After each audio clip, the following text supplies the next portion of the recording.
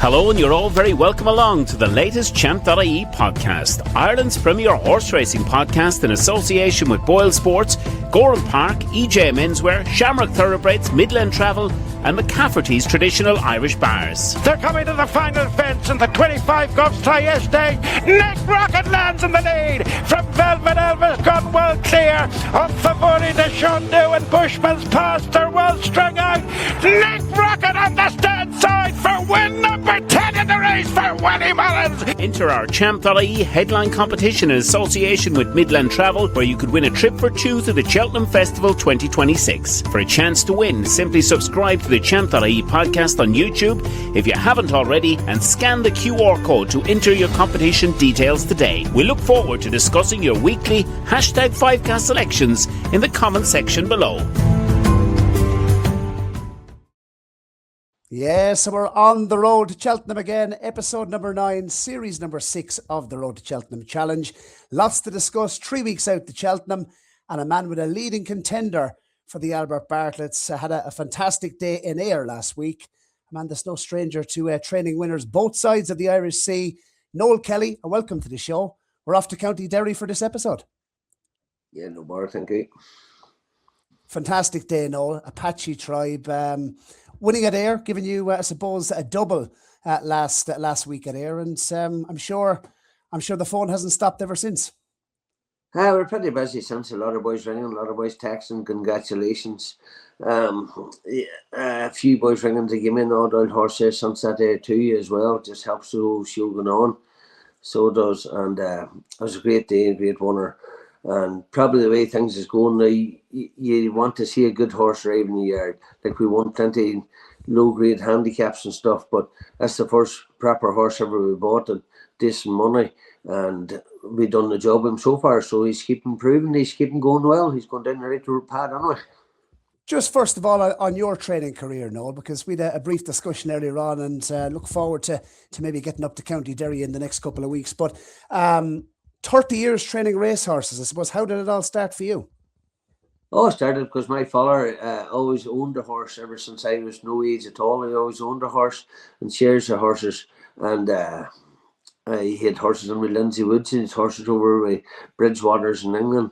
And he had always a horse lying about. If we got injured, always came back to the house, and we just kept always had a horse about us and kept going. Then a couple of pointers myself, and the first horses I got was very lucky. Then I got another couple and points, and they won as well. And just as my dad was, he passed away 21 years ago, and he says to me, "Go and get your license." He says, because he says, "You're good enough at your job." He says, "Just start to have small and let it creep up." Then I put the cattle and sheep on, and I sold the whole lot, and I converted the whole lot into stables. So that, and I just every year I just kept growing and growing, bigger and bigger. And I suppose, look, you mix it between flat and jumps. We mentioned training winners across the pond as well. I mean, you're no stranger to landing a bit of a touch across the water as well when you go over. Yeah, well, you always have to go with half a dozen horses, and hopefully your two better horses or whatever you fancy, you pull them out, that way. I always find it's easier to plan things across the water, because you go to plan in Ireland, you could have 70 antes for 0 to 100 now. At least you went to England, if you say, right, the ground's good and everything's good next Wednesday, you're sure to get in, that way. Sometimes here in Ireland, you could be sitting waiting 5 or 6 weeks before you get a run on them horses. And they could be galloped too much and gone over the top. So at least you plan out to go to England, you can plan it out. And most of my owners love the crack, go away for the weekend and enjoy it, that way. And it's good, it's a good buzz whenever they're all there. It's good when you're getting a double in Ayr and heading towards the Cheltenham Festival. Love the interview as well after the race, Noel. But just talking about, horse numbers wise at the moment, what are we up to now? 30 plus horses? I'd say it's about 30 plus horses in there, so there's back and forth to run. Yeah, it's nice wee comfortable number. Probably don't want any more. We're going to try and get rid of the scrap and try and get in a better class of horses here now. We're selling a few horses here in the yard there, and just move them on. They've done the job and done their ones, so move them on and we'll try and get freshen the thing up a wee bit. Obviously now we've Apache Tribe, but Cave Court has been some servant, mixing it, I suppose, across a couple of different disciplines. He's a real good horse, so he is. And he probably just needed to run a wee bit too much Saturday. We thought if he tin him over and he finished in the first four, he'd qualify for Cheltenham. But there's a couple of races to sit him in Cheltenham. I'd say he blew up a furlong and a half out, so he did. And just didn't suit him that day. We tried to get a prep run on beforehand, and with the weather bad and the way everything went, we just couldn't get the run on him there this last month, so we did. If I hadn't got a prep run beforehand, I'd say he'd have hopefully been first four yesterday. But it's very competitive handicap he's on. So that was Haydock at the weekend. We might touch on maybe one of his targets towards the back end of the show. But quickly, Noel, I suppose when you're bringing a couple over, you mentioned heading over for a couple of days, owners and the crack, etc. I'd imagine there was good celebrations after Apache Tribe got absolutely romped home to victory at Ayr last week. I mean, like a celebration after a race now. We're not afraid to enjoy ourselves up around here. There was good crack, and we were in the boat. We all came home in the 8 o'clock boat. We left Ayr at 6 and down to the boat at 7. Like, we were only 45 minutes after the boat to our home. Like, if you're in Cork or somewhere, you'd be as quick home from Ayr. You know that way, where we are. It's a good old celebration and a good old bunch of lads out to us. And talk to us about the owners of Apache Tribe. Obviously, you mentioned this horse and its fee. Went at the was it the Tattersall's Cheltenham sale? This horse, you got your hands on it? Yeah, well, they came to me and they says they want to buy a horse for Cheltenham, and I said, "Geez, boys, I'm on it a long time, and he never. It's not easy buying a horse for Cheltenham." But I said, "So we're good to the sales, and what's your budget?" And they went to 140, 150,000 on a couple of our horses and didn't get them. And then Touchwood, he came on at 85,000 and we bought him. And I didn't buy a 2-year-old horse from him, I bought a 5-year-old horse because I just thought they wouldn't have the patience to wait, because like horses need time and they wouldn't have the patience. So I was happy enough buying a 5-year-old horse for him. He won an Old Town point to point for Dennis Murphy. Did he come, I suppose, well recommended? Were you confident what you were getting? Yeah, pretty confident what we were getting. Like I tend a wee jockey over with me, Owen McGill, and he would be riding a lot in point to points and know a lot of jockeys now. And he said he's a lovely big horse. He's a big horse, but he's backward a wee bit. But he will be a good horse in the future, and we just took a chance on him. We marked out 4 that day, the seals, and he's the last one. We didn't get any of the first ones. He's the last one to get. He was strong on the market when he won his Listowel bumper. Absolutely ramped to victory on that occasion as well. And obviously winning very impressively at Ayr last week. So how good do you think he could be? Well, if you back and look at his point-to-point form, is rock solid. The Galway run, and probably Galway didn't suit us. We thought we were fortunate away from running at Galway, but the boys wanted a runner at Galway, so we ran him at Galway, and we thought Galway just was 2 weeks too short for him. And then he went to Listowel, and we thought he was a slow enough horse at home, but then the jockey got after him in Galway, and he turned around and he says, "No," he says, "this horse is not slow." He says, "This horse won't win a bumper." And I said, "That's okay." He says, "Get a 2.5 mile bumper," he says, "in a month's time," he says he'll take some pagan. And so we went to Listowel with him, and I never thought he was going to be a bumper horse, but he said he definitely won a bumper whenever he got after him in Galway. And then we went to Listowel, and he ran a clinker race in Listowel, so he did. And he bit horses in Listowel, and they all came out in one since we check up before him. And looking at the ground, it was yielding in Listowel. It was obviously soft ground at Ayr last week. So do you think ground is important to him, or do you think he's versatile if it turns up on the quicker side on the Friday at Cheltenham? I wouldn't want to see it on the quick side. I would say if it turns up too quick on Cheltenham, I would avoid Cheltenham and then go to Inter Punches or somewhere. Interesting. In terms of his biggest strengths, what would you say is Apache Tribe's biggest strengths? I'd say he'll finish up on a 3 mile chaser. That's where he'll end up down the line. But we'll keep him at the hurdling for a year and see how things go after. You mentioned in the interview afterwards he can be a quirky enough little boy to train at home. Talk to us about what he's like at home, his attitude and his temperament.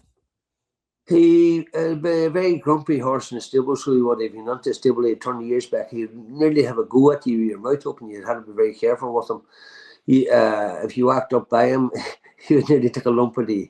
But I don't mind horses to get there. Every good horse ever I had, there's always some wee quirky sharpness on him. So he is. We had to put him on the walker half an hour before we ride him out every day, just to loosen him up and all, just to keep him going. He he's a sharp enough boy. Is who he is at home. Even the raid there now, you'd one of the better raiders on him every day. He's by jukebox jury. Typically, progeny oozes stamina, I suppose, and honesty policy as well as second favourite for the Stairs Hurdle. So, is the idea stepping up to 3 miles? Do you think that's where he's going to prosper? 3 miles? Yeah, I'd say he only gets going after 2.5 mile. He only gets going after 2.5 mile. Like a dare, sure, he could have lapped it, he could have run around again a dare. And the same in the bumper, sure, he could have went another 1/2 mile. He says he didn't take a blow at all. So he didn't. You sound very, very confident in terms of his claims for the Albert Bartletts. You reckon he's a big chance? Hey, he should be in a big chance. Like, I know there'll be plenty of big shots on it, like Wally and Gordon and Henry Bromhead and all the English boys will be on it too. But sir, the way I stand at the minute, he's proved his point so far. Like, he needed to prove a point of there after Listowel, and he did go out and do it, and he done it very impressive. So he deserves his chance now. Like, he'd be worth a good E3 bet. Prep wise now, what are we talking? What is he left to do then? 3 weeks to Cheltenham. 3 weeks to Cheltenham, where he only got 2 days off after here, and he's back in the go again. He'll probably go to Leopardstown or somewhere for a racecourse gallop a week before, and we'll probably have him at the beach twice in McQueen times. We might touch on Apache Tribe later on in the show, Noel. As we always do, we're going to look at some of the, I suppose, the key performances over the last weekend. We're getting towards the end of the trials last weekend, probably the last of the big trial weekends with a view to the festival itself. But you were impressed by Jonbon. I mean, he's a horse with plenty of ability. We know that. And landed, I do believe, his 12th Grade 1 at the weekend. But it didn't always look likely in the run, did it?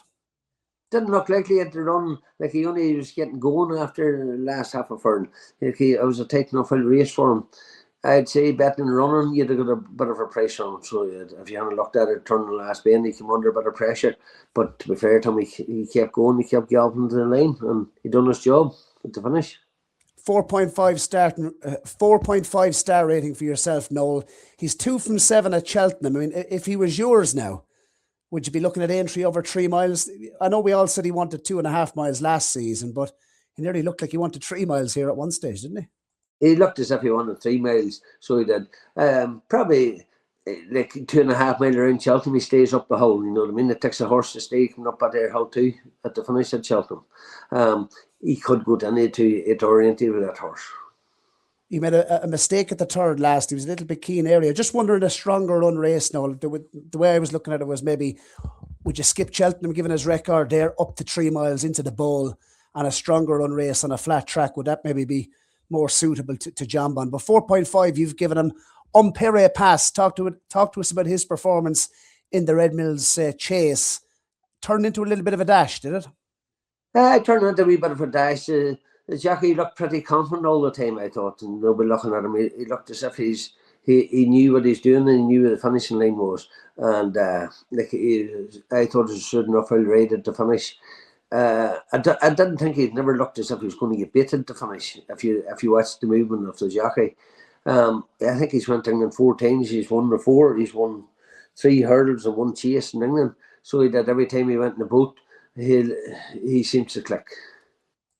The turn of foot he showed I thought was incredible, to be fair, on that ground as well. He had a good bit of ground to make up off the back of the last. We mentioned it was tactical heading into the contest. He was almost a forgotten horse. I mean, you forget this horse has won a Turner's. You mentioned his record, a 5-time Grade 1 winner in Pere Pass. But in relation, look, you've given him a 5-star rating for this performance and the turn of foot he showed, Noel. But with a view to the Cheltenham Festival, would his jumper maybe come under a little bit, maybe too much pressure over 2.5 miles in a strongly run 2.5 miles at Cheltenham? His jumping, I'm not sure he's improved for a fence, has he? I don't know. If you make one mistake around Cheltenham, you know yourself you're gone. You know what I mean? Like, it doesn't take, like, you have to jump unless you're not click around Cheltenham. Like, if you make one mistake, you're definitely out at Cheltenham. So there's no way you get back into the races if you make a mistake.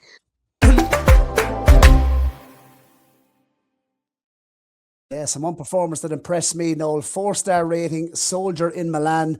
3rd start over fences a Punchestown bumper winner last season on a little bit nicer ground, and he's done it on testing ground here, albeit he got I suppose a free lead and an easy time of things up top. But I just thought the way he galloped out through the line, his jumping was brilliant throughout.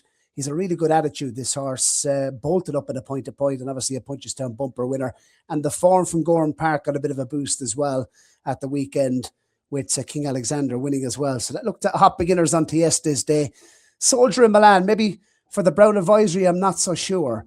But a spring handicap, I think the Irish handicapper has given him 142. So he's interesting. I'm sure have entries at the festival itself outside of the Brown Advisory. But Soldier in Milan, interesting type, and he's an out-and-out 3 Mile chaser. Heads Up, another one that I've taken a look at, Noel. I wasn't so impressed with him. 3.5 for me in the ratings. John McConnell's horse, 4 starts over hurdles, has won 50% of them now. Danny Mullins, I think the hood has probably helped this horse. Danny Mullins got, it was a fine front-running ride. He got the breeders in at the right time. And to be fair to the horse's credit, when he was headed on the run-in, showed a really good attitude to battle back. But yeah, in terms of those Grade 1 contests at the festival itself, I might be willing to swerve Heads Up, although he is talented. But 3.5 rating for me. In the same race as William Money actually won before going on to place at the festival itself. But yeah, interesting. They're the race. When we come back from this very quick ad break, we're going to be discussing Tracker Horse and a quick fire round with yourself in terms of questions in relation to this year's festival. McCafferty's traditional Irish bars are located across Ireland, the UK, Spain and the United Arab Emirates. McCafferty's bars provide the perfect backdrop and atmosphere to watch all horse racing and sports events, serving traditional Irish food and music played 7 days a week. Come to McCafferty's for the crack and stay for the experience. Check out mccaffertysbars.com. Noel, I suppose when it comes to the Cheltenham Festival, what kind of sticks out in terms of an earliest memory for yourself when it comes to horse racing and the Cheltenham Festival itself? Hey, Cheltenham Festival is one of the biggest things that you'd ever dreamed to get a winner at. Like if I get a winner at Cheltenham Festival, like it'd be unbelievable. You know what I mean? To get a horse like this here for the last 3 weeks now, for a small yard, the lads in the yard and the girls in the yard, like everybody's looking forward to it. Everybody will end up half of them or most of them will end up going over to it for the day. How many's involved in Apache actually? How many's involved? 2 brothers involved in the horse. So it did, from Mackerfelt. 2 good lads, real good lads. Love the racing, love the big days. They beat Cheltenham every year, Galway. They wouldn't miss it now. What's the agenda then, actually, just in terms of bringing Apache over? Like, what's the itinerary? We'll probably ride him there about 2 days beforehand. We'll give him 2 nights here, and we'll just send the jockey over to ride him out every day. We go. I'll just ride him out every day beforehand, and he'll be scoped, blooded, and do all that there before he goes. But at the minute, touchwood, he seems very healthy. Is there any particular horse that maybe stands out, looking at the history of horse racing? Cato Star, Bob's Worts, Dawn Run. The list is endless. Is there any particular star that stands out in your name, in your memory, I suppose, over the years? One of the wee horses that I always liked, and my dad backed it the day he died. He won in Boxing Day, Kicking King. So that I loved that horse. He wasn't a big superstar like the rest of them, but he was a fair old horse, and just the name and everything. And he backed it on the day he died in Boxing Day, and that horse there just takes back memories all the time. Tom Taff, and that was a great story, I suppose. You know, smaller operation in terms of numbers of horses as well. And interesting when he made that mistake in the King George, Kicking King, how he came back and won that race, I'll still never know. Yeah. Well, my dad, he passed away that day, and he says, I'm lying here kicking and you're mad as a king. Wow, that's yeah. So Kicking King. In terms of, I suppose, the most talented horse that you've ever seen live, what would you say it was? The most talented horse that you've ever seen in the flesh? Esterbrook. Talk to us about Esterbrook. He was a very sleepy hurdler. He's JP's horse. I'd always love to get a horse off JP to train. His colours is one of the things I always dreamt about. He's a very famous boy and he pumped a lot of money into racing. And you'd always love a horse that is JP's, to train. So you would. And Esterbrecht, I just thought he was a very classy horse all the time. This year's festival itself, just very quick fire. You mentioned JP McManus. He has at the moment, needs to be supplemented for the race, by the way, but fact to file, would you be confident that this horse, would stay 3 Mile 2 in the Gold Cup? Stamina was thrown at him a lot last season, but fact to file, could he be a Gold Cup horse in your mind, or would you like to see him in the Ryanair? I'd say he'd probably end up going for the Gold Cup because it's one of the big races everybody likes to win. And so JP, he'll be there. And I'd say he'd probably end up going for the Gold Cup. Like they wouldn't put him on if they think he's not good enough. Champion Chase, JP holds the aces here as well. Majborough, really good performance at Leopardstown over the Christmas period. Marine National, does he have a chance maybe of closing the gap for you, or would you be Majborough all the way? It's going to be a toss of the coin, and then there are 2 horses, I think. So it would be. Like, it's just hard to know what's going to appear good on the day, but 2 of them will be a really big shout. Champion Hurdle, brighter days ahead. Lassie Mount, the New Lion. Do you think the 2 mares can serve it up to the New Lion? I'd say Lassie Mount. I'd fancy that horse there for it. Is there any other horses in the yard, I suppose, that are showing you the right signs at the moment as we head into the spring? Is there a couple to mention?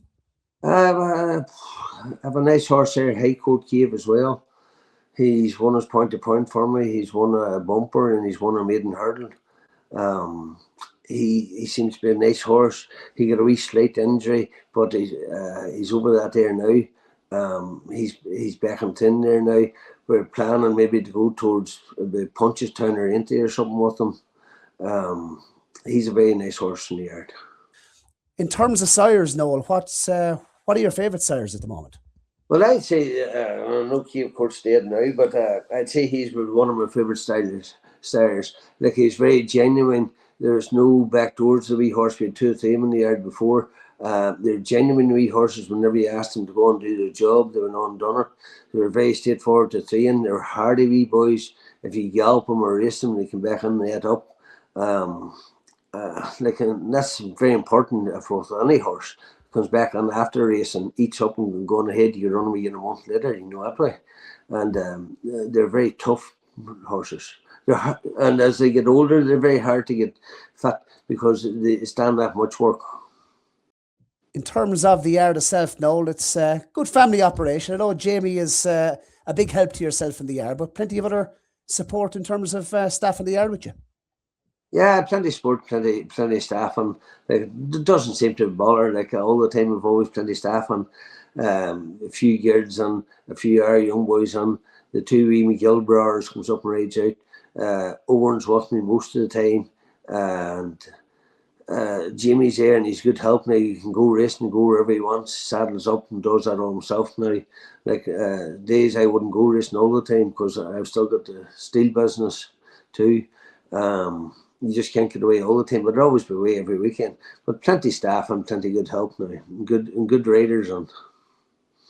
Coming towards the business end of the show, Noel, and after this quick ad break, we're going to be putting in our selections for episode 9 of the Road to Cheltenham Challenge. And don't forget, if you haven't put in your selections thus far, updated your portfolio, big prize on the eve of the Cheltenham Festival, the healthiest looking portfolio heading into the Cheltenham Festival. The big prize is a VIP trip to the Boylesports Irish Grand National. So look forward to giving that prize away. If you're not in, you can't win. Make sure to update your portfolio. This is episode number 5. And after this quick ad break, we'll be putting in our latest selections on the series. Now boarding the train of thought. Calling out. Injury Lane. Statminster. Opinion Circus. Last Chance Cross. And Decision Time.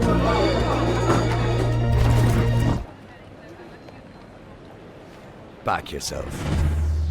Boyle Sports. As you are the special guest on the series, Noel, I suppose you had to put your own horse in, didn't you? And Boylesports have enhanced it for punters watching from 16-1 out to 20-1. You're very confident of a big run in the Albert Bartlett, aren't you? Yeah, definitely. I think the 3 mile will suit us. Just hopefully the ground doesn't turn up too quick. If it does, we'll just have to avoid it and go to Cheltenham or go to Ante. But at the minute, we're definitely looking forward to go to Cheltenham because that's the boys wanted the day in Cheltenham. So if the ground's right, we'll be at Cheltenham with him. But hey, he has been a good chance of his performance. The penny hasn't dropped yet. I still think there's more improvement on him. To be fair, I didn't get to state his run before I went to air with him. He was just missed out a week or two with bad frost and bad weather and everything. He had a wee touch of a white mud rash on his white sock, so he had annoyed him a wee bit. I just didn't get to clear his run to go there, and he probably was only about 90% ready going there. So you reckon there's more to come? What about just the only question I'd have? Big field, Albert Bartlett, the crowds as well. You mentioned he can be a little bit quirky. Do you think he'll handle the crowds all right? I think it's that was, and whenever you jump off, it'll be no problem. He's very straightforward horse to ride, but he's just sharp and otherwise. Otherwise he'd be more sharp and stable and sharp otherwise. If you think it's going to annoy him, we'll put a hood on him going down to start and pull it after the start. So I don't think it'll be a problem, Tom. Don't kill me, Noel. I'm going to go to ESPRESSO Milan for the Albert Bartlett. I think your horse has a big each-way chance if he settles. But this is my pick, 14-1, boosted out from 12-1 in the Bartlett itself. And just looking, I suppose, at the favourites, the current favourites for the Cheltenham Festival, I did think Dr. Steinberg, the current favourite for the race, might be worth taking on with one at a bigger price, given the fact that he was very keen at Leopardstown early. And Niall Tierney has talked me into this, but ESPRESSO Milan been put forward in the series already. He's a beautiful horse by Milan out of Presenting Mare. He's going in the right direction. We've seen it in recent years, Noel, and this is, I reckon, a positive for your horse as well. We've seen some unexposed horses winning the Albert Bartlett in recent times, the likes of Monkfish, Manila Endo. So Willie Mullins said it in his build-up as well, that the Albert Bartlett can throw up a horse in recent years that haven't had very many runs. I mean, I think in the past it was the opposite.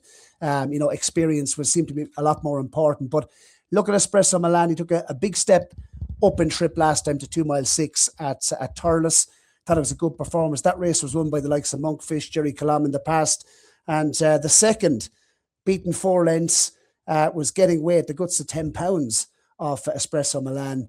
And I suppose if you look at the form and the rating, that's been given Manila Emperor a rating of 129. So he looks like a horse I think will devour the hill. Paul Townend, I thought it was interesting, just his comments, how the horse went through the race, settled, and jumped particularly well at Thurles. So he's all stamina. A further step up in trip on the new course I think will suit him. Just wanted to say as well about ESPRESSO Milan, out of listed winner Miska, who was trained by Willie Mullins, and went on to achieve a rating of 140. So classy pedigree. She was a sister to Bob Ollinger as well. I just think ticks a lot of boxes by Milan out of a Presenting Mare. Lots to like. ESPRESSO Milan for me in the Albert Bartlett. But Noel, it's been an absolute pleasure having you on the Champ.ie podcast, episode number 9 of the Road to Cheltenham Challenge. And we look forward in the next couple of weeks of getting up to County Derry. Yeah, no bother. You're welcome up, boy. No problem. Whatever it is. Not too far from Magherafelt, is that right? Yeah, not that far from Magherafelt, probably 7 or 8 minutes. Look forward to that. Talk to you soon, Noel, and very best of luck in Cheltenham. Yes, thank you very much. Best of luck. Midland Travel are Ireland's leading provider for horse racing and sports packages. And they're off. Are you planning a trip to Cheltenham, Aintree or Royal Ascot? But it's Galopin de Shaw, who's galloping his way to Gold Cup glory. Midland Travel in Tullamore have been providing a full range of horse racing packages for over 20 years, catering for all types of budgets. If the Monaco Grand Prix is on your bucket list, or you want to finally visit the San Siro Rocking, Stephen and the team at Midland Travel can help you realise your sporting travel dreams. Midland Travel are the only company in Ireland that runs coach and ferry packages from both Manchester United and Liverpool. Midland Travel also specialise in golf tours, school tours and club training camps. Check out midlandtravel.ie or contact 057 932 6777 for more information.